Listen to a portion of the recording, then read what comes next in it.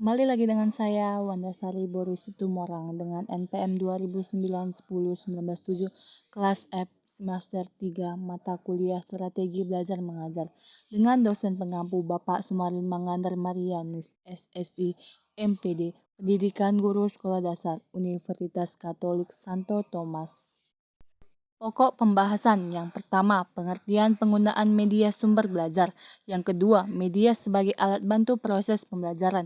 Yang ketiga, media sebagai sumber belajar. Yang keempat, macam-macam media sumber belajar.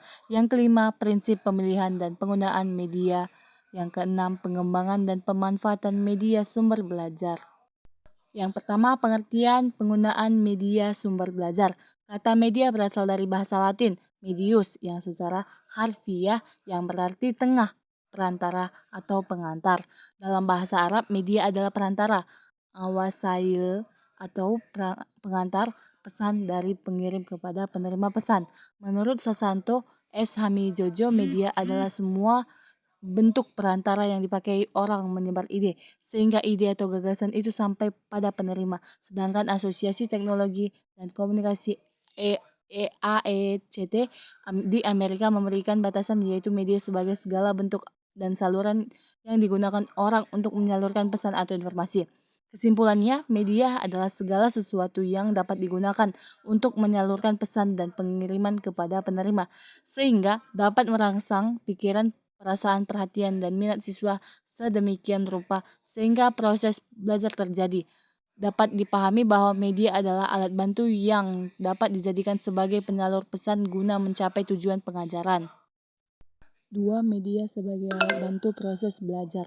Media sebagai alat bantu dalam proses belajar mengajar adalah suatu kenyataan yang tidak dapat dipungkiri, karena memang gurulah yang menghendaki untuk membantu tugas guru dalam menyampaikan pesan-pesan dari bahan pembelajaran yang diberikan oleh guru kepada anak didik. Sadar bahwa tanpa bantuan media, maka bahan pembelajaran sukar untuk dicerna dan dipahami oleh setiap anak didik, terutama bahan pelajaran yang rumit atau kompleks. Yang dimaksud alat bantu di sini adalah alat-alat yang digunakan oleh pendidik dalam menyampaikan bahan pendidikan pengajaran. Alat bantu ini berfungsi untuk membantu dan meranggakan sesuatu dalam proses pengajaran. Alat bantu ini disusun berdasarkan prinsip bahwa pengetahuan yang ada pada setiap manusia itu diterima dan atau ditangkap melalui panca indera. Sebagai alat bantu, media mempunyai fungsi melicinkan jalan menuju tercapainya tujuan pengajaran. Hal ini dilandasi dengan keyakinan bahwa proses belajar mengajar dengan bantuan media mempertinggikan kegiatan belajar anak didik dalam tegang waktu yang cukup lama. Itu berarti kegiatan belajar anak didik dengan bantuan media akan menghasilkan proses dan hasil belajar yang lebih baik daripada tanpa bantuan media. Akhirnya, dapat dipahami bahwa media adalah alat bantu dalam proses belajar mengajar, dan gurulah yang mempergunakannya untuk membelajarkan anak didik demi tercapai tujuan pengajaran. Yang ketiga, media sebagai sumber belajar. Sumber belajar adalah segala sesuatu yang dapat dimanfaatkan oleh siswa untuk mempelajari bahan dan pengalaman belajar sesuai dengan tujuan yang dihendak dicapai. Biasanya guru hanya menetapkan buku teks sebagai sumber belajar, namun dalam perkembangannya, maka sumber belajar hanya buku saja. Tetapi guru sebaiknya memanfaatkan sumber lain seperti selain buku wajib, misalnya film, majalah, laboratorium, perpustakaan, dan lain sebagainya. Udin Sarapudin dan Winata Putra mengelompokkan sumber-sumber belajar menjadi 5 kategori, yaitu manusia, buku atau perpustakaan, media massa, alam lingkungan, dan media pendidikan. Karena itu sumber belajar adalah segala sesuatu yang dapat dipergunakan sebagai tempat di mana bahan pengajaran terdapat atau asal untuk belajar seseorang. Media pendidikan sebagai sumber belajar ikut membantu guru memperkaya wawasan anak didik. Aneka bentuk dan jenis media pembelajaran yang dipergunakan oleh guru menjadi sumber ilmu pengetahuan bagi anak didik. Dalam menerangkan suatu benda, guru dapat membawa bendanya secara langsung ke hadapan anak didik di kelas. Dengan menghadirkan bendanya seiring dengan penjelasan mengenai benda itu, maka benda itu dijadikan sebagai sumber belajar. Dewasa ini perangkat teknologi sudah ada di mana-mana. Pertumbuhan dan perkembangannya hampir-hampir tak terkendali. Di sekolah-sekolah, khususnya di kota-kota besar, teknologi dalam berbagai bentuk dan jenisnya sudah dipergunakan untuk mencapai tujuan. Ternyata, teknologi tidak hanya sebagai alat bantu, tetapi juga sebagai sumber belajar dalam proses belajar mengajar. Guru yang pandai menggunakan media adalah guru yang bisa memanipulasi media sebagai sumber belajar dan sebagai penyalur informasi. 4. Macam-macam media sumber belajar. Media pembelajaran banyak jenis dan macamnya, dari yang paling sederhana dan murah hingga yang canggih dan mahal. Ada yang dapat dibuat oleh guru sendiri dan ada yang diproduksi oleh pabrik. Ada yang sudah tersedia di lingkungan untuk langsung dimanfaatkan dan ada yang sengaja dirancang oleh para ahlinya. Macam-macam media yang digunakan sebagai sumber belajar, yaitu dilihat dari jenisnya. Media dibagi ke dalam media auditif. Media auditif adalah media yang hanya mengandalkan kemampuan suara saja, seperti radio, kaseter, recorder, piringan hitam. Media ini tidak cocok untuk orang tuli atau mempunyai kelainan dalam pendengaran. Yang kedua, media visual. Media visual adalah media yang hanya mengandalkan indera penglihatan. Media visual ini ada yang menampilkan gambar diam seperti film strip atau film rangkai, slide, film bingkai, foto, gambar, atau lukisan cetakan. Ada pula media visual yang menampilkan gambar atau simbol yang bergerak seperti film bisu, film kartu. Yang ketiga, media audiovisual. Media audiovisual adalah media yang mempunyai unsur seperti unsur suara dan unsur gambar. Jenis media ini mempunyai kemampuan yang lebih baik karena meliputi kedua jenis media yang pertama dan kedua. Media ini dibagi ke dalam dua. Yang pertama, audiovisual diam, audiovisual gerak. Bagian lain dari media ini adalah audiovisual murni, audiovisual tidak murni. Yang kedua, dilihat dari daya liputnya. Media dibagi dalam A. Media gaya liput luas dan serentak. Penggunaan media ini tidak terbatas oleh tempat dan ruang, serta dapat menjangkau jumlah anak didik yang banyak dalam waktu yang sama, contoh radio dan televisi. B. Media dengan gaya liput yang terbatas oleh ruang dan tempat. Media ini di dalam penggunaannya membutuhkan ruang dan tempat yang khususnya, contoh film sound slides, film rangkai yang harus menggunakan tempat yang tertutup dan gelap. C. Media untuk pengajaran individual. Media ini penggunaannya hanya untuk seorang diri.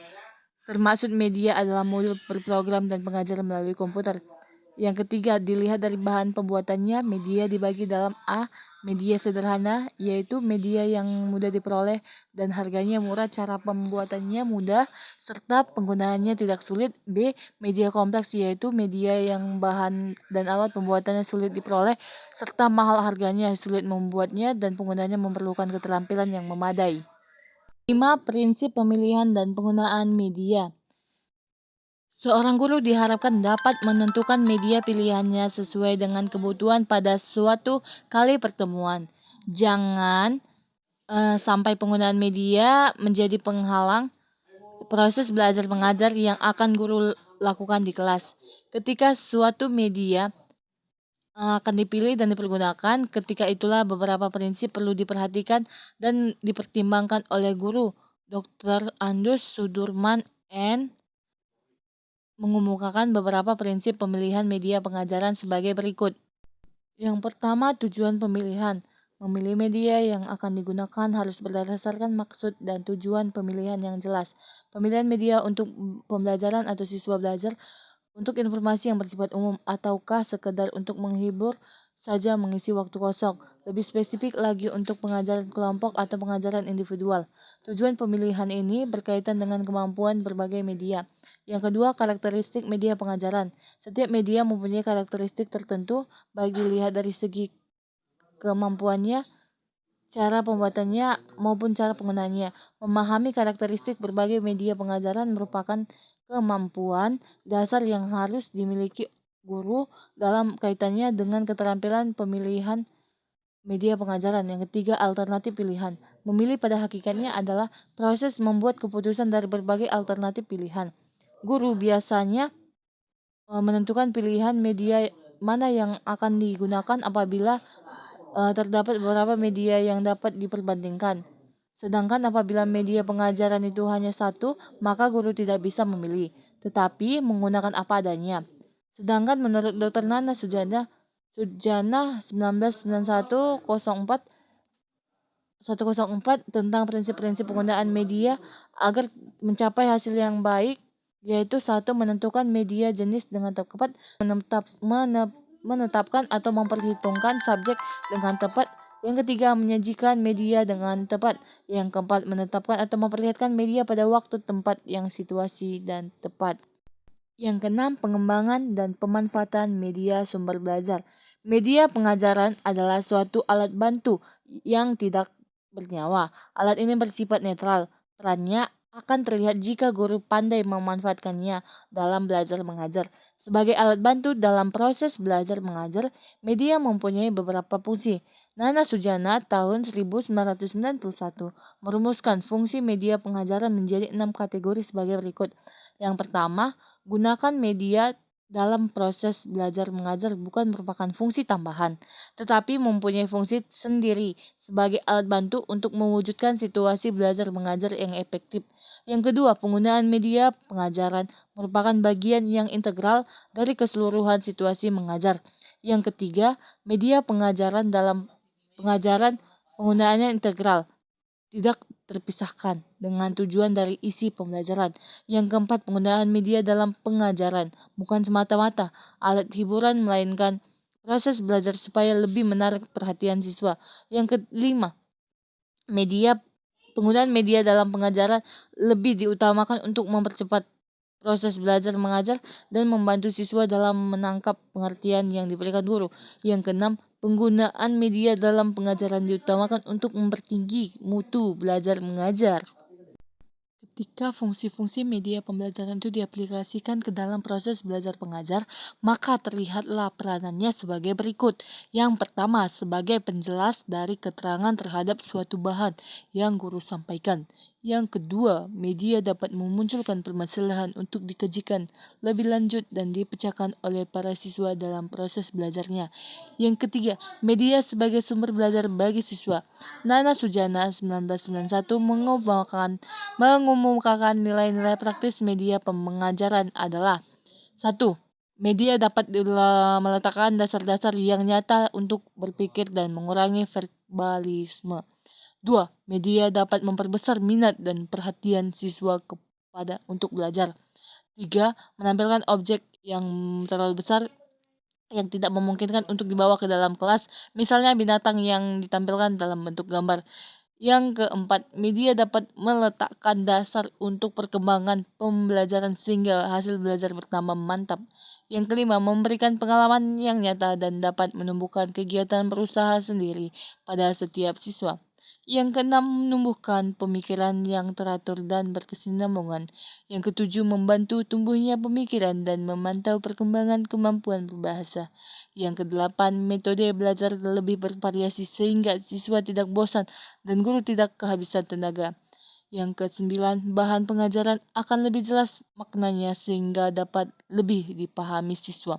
Yang kesepuluh, siswa lebih banyak melakukan kegiatan belajar. Untuk dapat merasakan manfaatnya, guru dapat mempergunakan dan mengembangkan media dalam proses belajar mengajar, baik di dalam kelas maupun di ruang kelas. Di luar kelas, media yang dapat dimanfaatkan oleh guru adalah media yang sesuai dengan misi tujuan. Cara memanfaatkan media tergantung dari jenis media dan karakteristik suatu media. Cara pemakaiannya tidak mesti harus guru, tetapi siswa juga bisa, selama untuk mencapai tujuan pengajaran. Sekian dan terima kasih, itulah hasil paparan video saya. Jika ada pengucapan ataupun perkataan yang salah, saya minta maaf sebesar-besarnya.